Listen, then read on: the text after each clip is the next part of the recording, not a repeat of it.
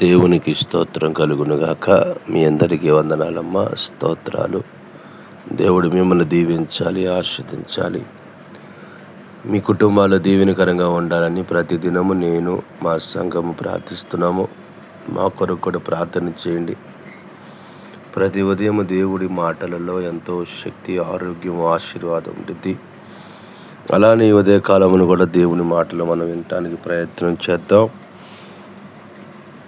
మత్తయి సువార్త 18వ అధ్యాయంలో కొన్ని వచనాల కాడ ఒక మాట రాయబడి ఉంటుంది. ఏమిటి ఆ మాట అంటే, జీవ మార్గములో ప్రవేశించుట నీకు మేలు అని రాయబడింది.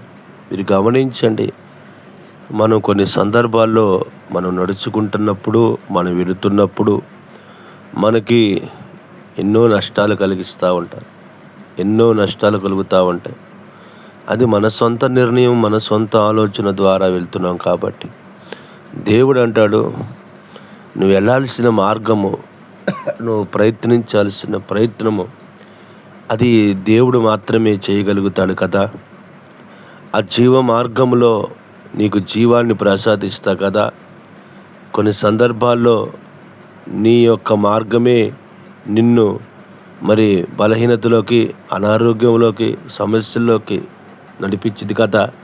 కొంతమందిని చూడండి, తెల్లవారక మునిపే బ్రాందీ షాపుల మార్గం వైపు పోతారు.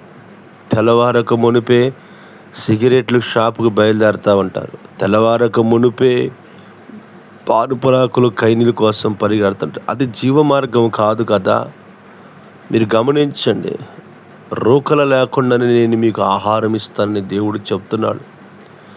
మీ ఆధ్యాత్మికమైన జీవితంలో కూడా మీరు వేటి కోసం వెళ్ళాలి, వేటి కొరకు మీరు ముందు కొనసాగించబడాలంటే అది జీవ మార్గమే.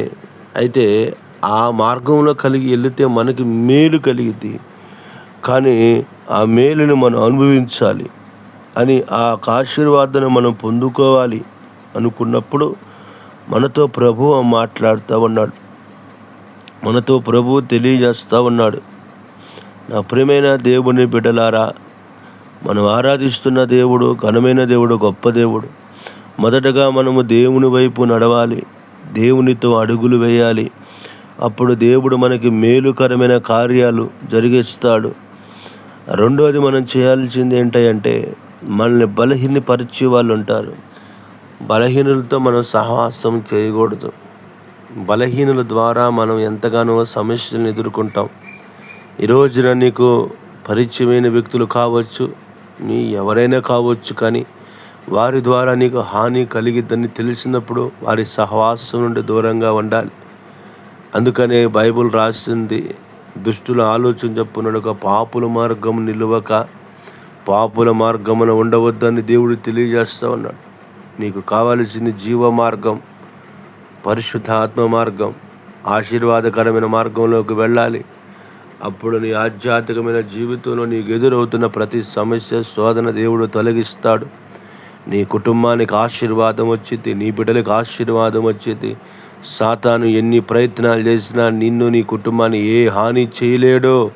కారణం ఏమిటంటే, ఆయన సర్వశక్తి కలిగిన దేవుడు. ఆయన మార్గములను నడుస్తున్నావని ప్రభు నీకు తోడుగా ఉండబోతున్నాడు. దేవుడి మాటలు దీవించునుగాక. పరిశుద్ధుడా, ప్రేమస్వరూపి, నీ జీవ మార్గములోకి నీ బిడ్డలు వెలుటకు కృప దయచేయమని, ఇంటున్న వారి కుటుంబాలను ఆశీర్వదించమని యేసు నామమున అడుగుతున్నాము తండ్రి.